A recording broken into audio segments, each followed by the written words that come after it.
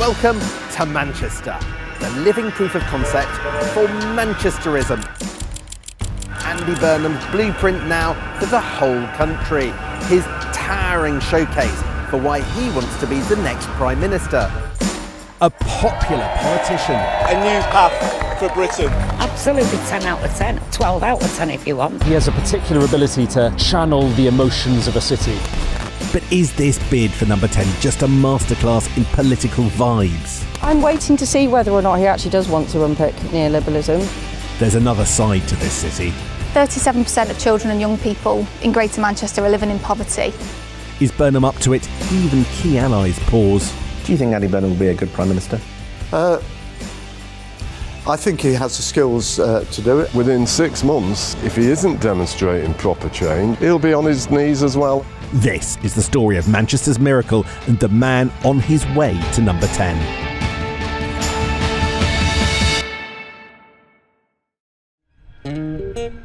I could be handy mending a fuse when your lights have gone. To understand Manchesterism is to understand the particular mindset in this area. Sunday morning, go for a ride. There's no point in waiting. The leaders down in Westminster can't or won't help. When I'm 64. My name is Philip McCann. I'm Professor of Urban and Regional Economics at the Alliance Manchester Business School. Bilbao, Newcastle, New South Wales, Windsor, Ontario. In each of those cases, there was a spark, a catalyst, when the key business and political leaders realised the city was on its own. And that changes the mentality in a place that we have to start to fight, we have to rebuild. Because Manchesterism means enabling investors to transform a city. When I think of Manchesterism, what I think about is coordination. It doesn't matter what you do with taxation, it doesn't matter what you do with fiscal things, if you can't encourage and persuade investors to come back in and do the heavy lifting, the city's not going to move forward. Manchester today was turned around by combining public and private money to rebuild out of the ruins of an IRA bomb 30 years ago. The eyes of the nation wondering if this is a blueprint for the country. The winners from this boom, well, here they're proud to give their local leaders the credit. Just give me a sense of how much you've grown. Well, 10 years ago it was just, one table, a street food stall. We have a cinema, a comedy club. We have 3 locations for Grub. We're a multi-million pound business. We've got a wedding venue. And do you think that's to do with political leadership, the people in charge of the area? I think so. I think there's a real focus from the leadership in Manchester to get people into the city centre and get people into areas and get them spending money. Is Andy Burnham cool? I think he does. He definitely has been. He's successfully kind of curated that image, hasn't he? He'll do DJ sets in local bars. Building connections rather than buildings is where Andy Burnham excels.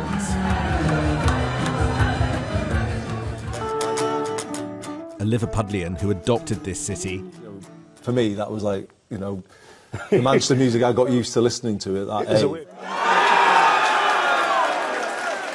The Mayoralty, where he retreated after his first stint as an MP. This is the dawn of a new era, not just for this city region, but for politics in our country. It has been too London-centric for too long.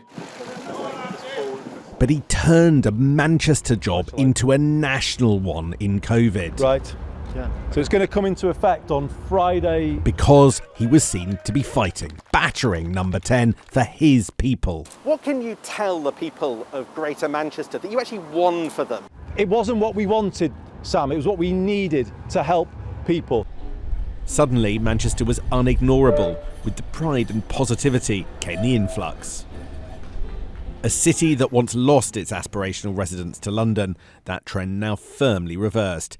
Today, more people are arriving from the capital than moving to it, eager for a slice of Manchester's success.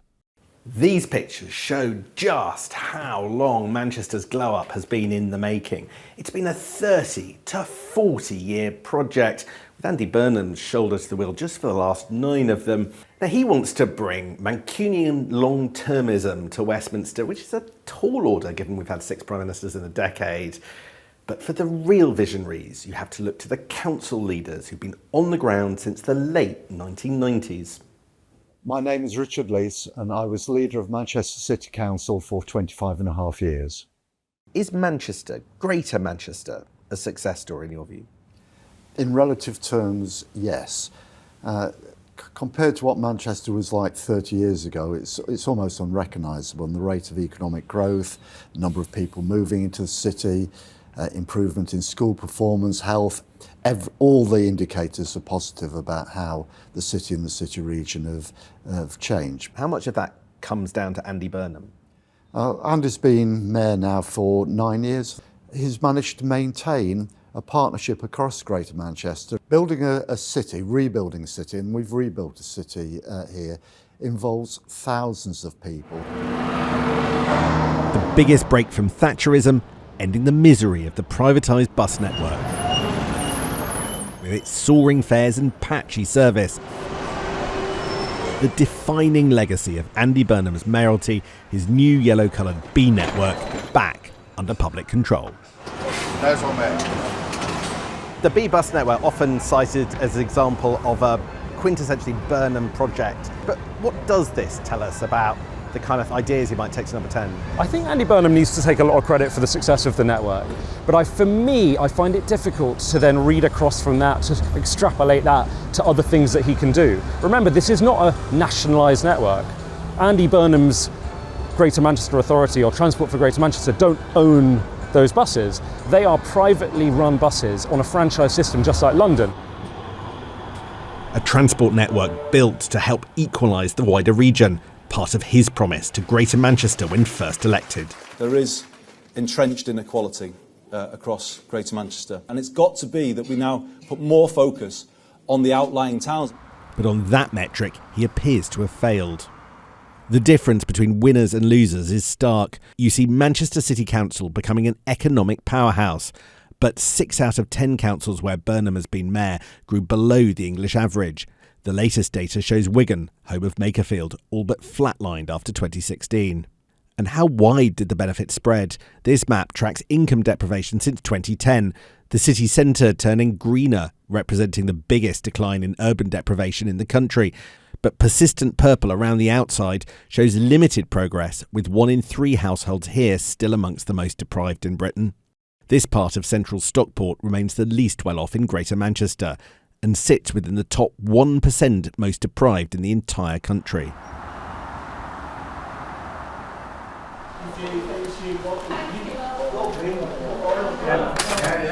A cut-price breakfast brings the community together every Tuesday at Heaton Norris Community Centre. Right, Kathy, you all right this week? Good to see you both smiling. Don't forget where we are, Tuesday's Cafe, every Tuesday. Just a 9-minute train to Manchester, but the volunteers who run this centre are not feeling the impact. Eggs on this one. Do you feel prosperity around here in this particular corner of Greater Manchester? Well, it's a high unemployment, so I'd have to say not so much, really. Most people, they do the best, really, they do. But there's some that, that just won't toe the line, I suppose. But that's life, isn't it, really? I can't really think of one thing that he's done, for me in particularly. On everything that you've seen from around here, do you think he'd be a good Prime Minister? Being an MP, maybe yes, yeah. Prime Minister, I don't know. The people here still feel they aren't being listened to. It's hard to keep a place like this going due to the lack of funding that we receive, and which is an awful battle that we have with the councils. If we wanted to take disabled people on coach trips, we just can't do it. We literally just can't do it. There's no money there, and we're taking these people to free places because that's the only affordability we have. But everywhere you go, there are positive stories of people who have met Andy Burnham. Like Irene, who went to Burnham about her son. He had 18 things wrong with him. From rheumatoid arthritis, fibromyalgia, crook and burst spindles in his eyes. So when you went to see Andy Burnham about that, what did he do? I gave him all the paperwork and everything else. He couldn't even bloody walk, excuse the language. He picked the phone up, he said, you better sort something out within the next 3 days, and put the phone down. And within a couple of days, I've got all the paperwork at home. He got the PIP. and they gave him the top rate. What do you think of Andy Burnham, having dealt with him over that? It was brilliant. Absolutely 10 out of 10. Well, 12 out of 10 if you want.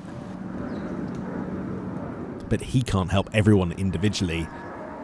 The path Manchester's been on has left many behind. I'm Victoria Bettany, the Head of Programmes at the Centre for Local Economies.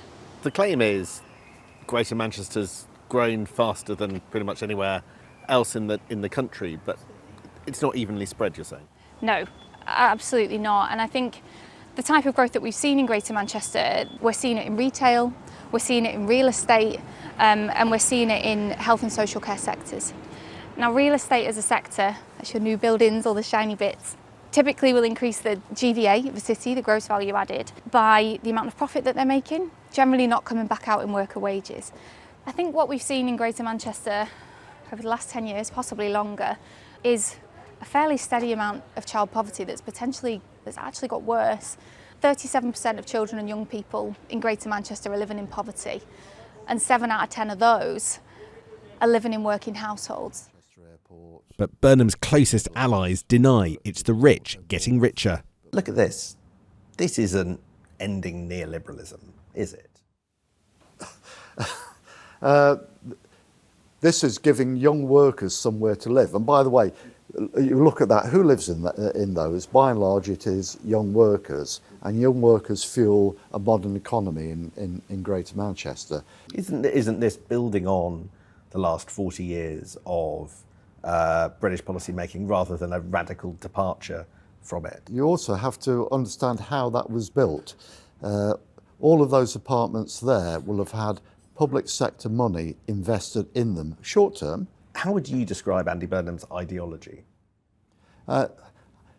Andy is not a dogmatic person. He's not a dogmatist. I think he's very traditional socialist in those beliefs for social justice, fairness, and so on.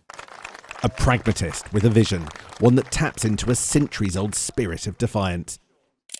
A brand of politics known as Manchesterism. Andy Burnham wasn't the first person to coin the term Manchesterism. No, well, 200 years ago, you had this man here, Richard Cobden, who, first of all, helped to put Manchester on the political map by helping to lead the campaign to set up Manchester's first elected municipal council in 1838. Cobden was promoting freedom of trade, the removal of barriers, and the absence of government from the economy, whereas I think Manchesterism in the modern sense is much more about being proactive, about taking control of strategic areas of the economy like utilities and transport. But taking that control costs money. Latest figures show transport and highway spending in Greater Manchester significantly higher than any other combined authority outside London, going up also twice as much as the West Midlands between 2017 and 2025.